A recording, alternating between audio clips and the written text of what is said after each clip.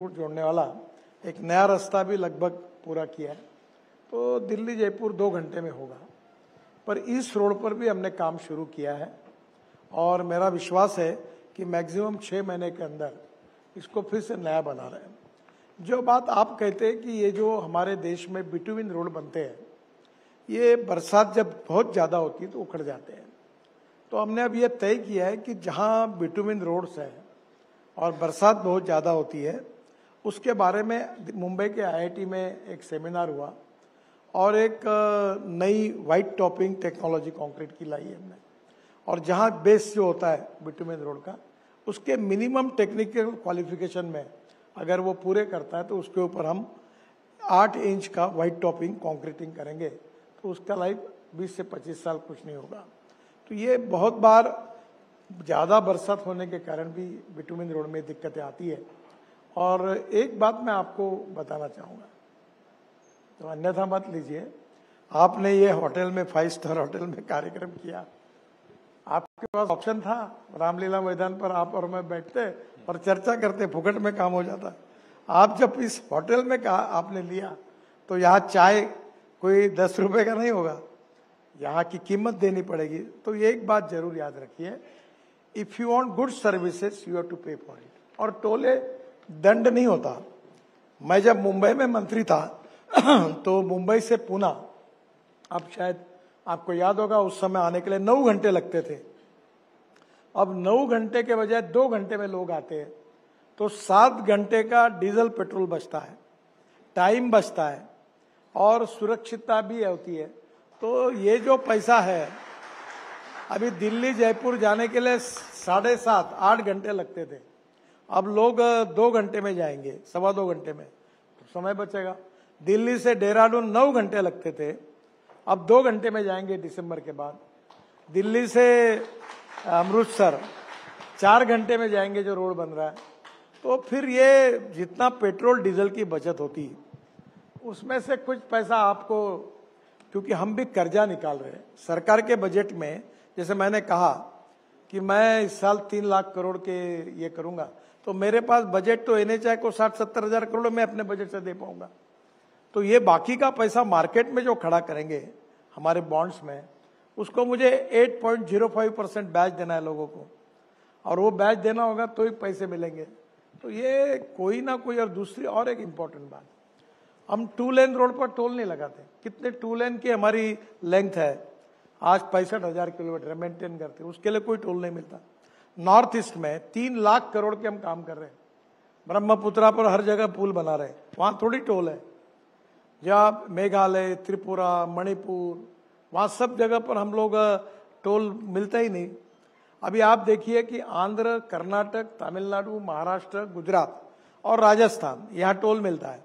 अब बिहार में हम 3 लाख करोड़ के काम कर रहे हैं, बिहार में टोल नहीं मिलता इतना। अगर हमको कोई जगह अच्छा टोल मिलता है तो उसको मोनेटाइज करके, जो socially, economically, educationally backward area है, वहां हम रोड के, ब्रिजेस के, टनल के काम करते हैं। केवल कश्मीर में हम लोग जो टनल बना रहे हैं, 1 लाख करोड़ की टनल बना रहे हैं। अब वहां कहाँ वायबिलिटी है?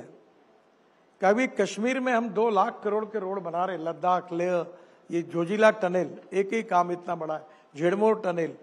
केवल श्रीनगर और जम्मू के बीच में हमने 18 टनल बनाई है, और एक एक टनल वहां बनाना बहुत डिफिकल्ट है। तो ये जो पैसा है, ये कहाँ से टोल से आएगा?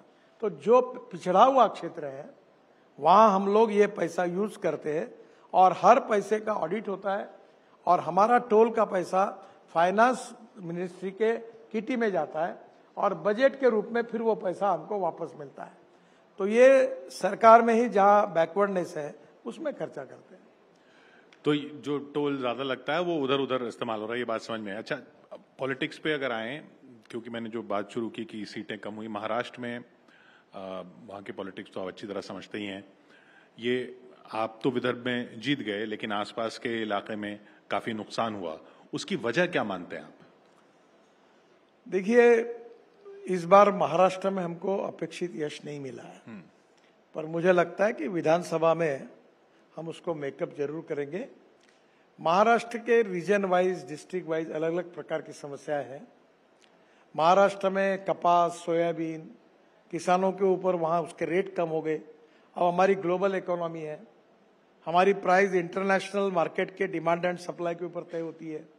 तो ऐसी कुछ बातें हैं, पर हम लोगों ने ये पैच के बारे में, जब पैच में आपको पता है कि जब पैच की कीमत बढ़ती है तो दिल्ली में पैच की माला पहन के लोग घूमते हैं, और उधर जब किसानों का 1 रुपया किलो पैच का भाव बढ़ता है तो हम एक्सपोर्ट करते तो ये परमिशन देते, तो शहर के लोग कहते देखो ये पैच की कीमत बढ़ी है।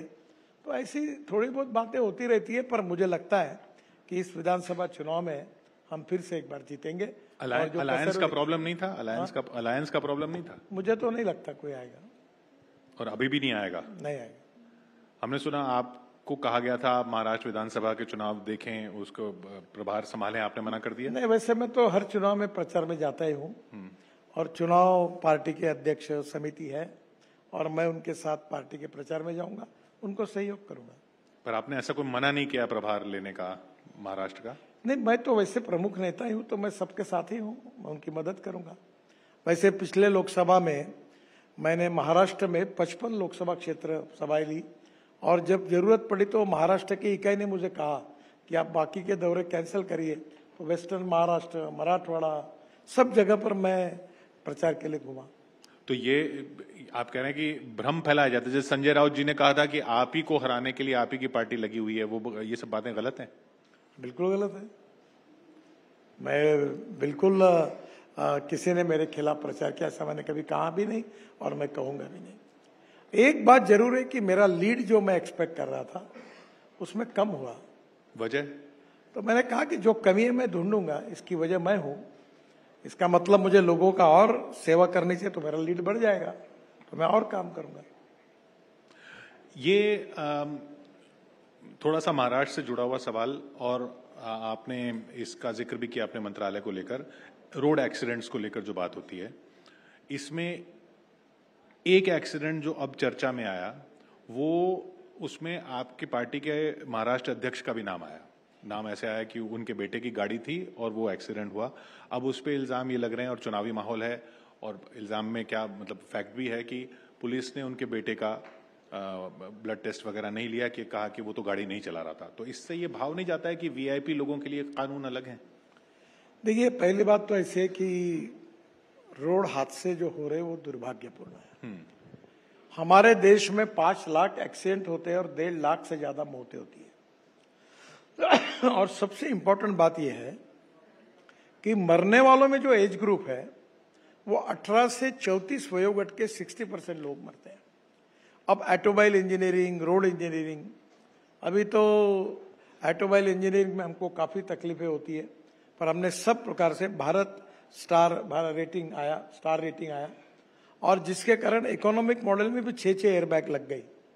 तो ऑटोमोबाइल इंजीनियरिंग में काफी सुधार हुआ। बस कोड में नहीं हुआ था, अब नया बस कोड भी आएगा, और इसके बाद इंटरनेशनल स्टैंडर्ड की बस बॉडी बनेगी। ये हाथोड़ा लेके रोड पर जो बस बॉडी बनती थी वो नहीं होगी, क्योंकि एक्सीडेंट में काफी लोगों की मौत हो रही है। तीसरी इंपॉर्टेंट चीज है कि जो सबसे इंपॉर्टेंट रीजन है जिसमें आपका सहयोग चाहिए, ह्यूमन बिहेवियर, ये सबसे बड़ा प्रॉब्लम है।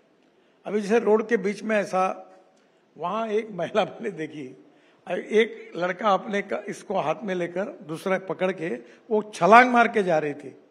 तो मैंने अभी हमारे इंजीनियर्स को बोला कि भारतीय जो है वो बहुत अच्छे खिलाड़ी है, वो लंबी छलांग मारते हैं। अब ऐसी बीच में स्थिति पैदा करो कि कितना भी अच्छे प्लेयर है तो भी छलांग मार के कूद न सके। अब ये रेड सिग्नल होगा तो रुकना चाहिए, इस प्रकार से नहीं जाना चाहिए, लेन डिसिप्लिन का पालन करना चाहिए। केवल 30,000 मौतें इसके कारण हुई कि उन्हें हेलमेट नहीं पहना था। ये जो नागपुर में एक्सीडेंट हुआ है वो दुर्भाग्यपूर्ण है, और पुलिस उसकी पूरी इंक्वायरी कर रही है, और अभी कोर्ट में भी कुछ लोग गए हुए हैं। तो इससे ज्यादा कमेंट्स करना उचित नहीं होगा, पर मुझे लगता है ऐसे एक्सीडेंट की राजनीतिकरण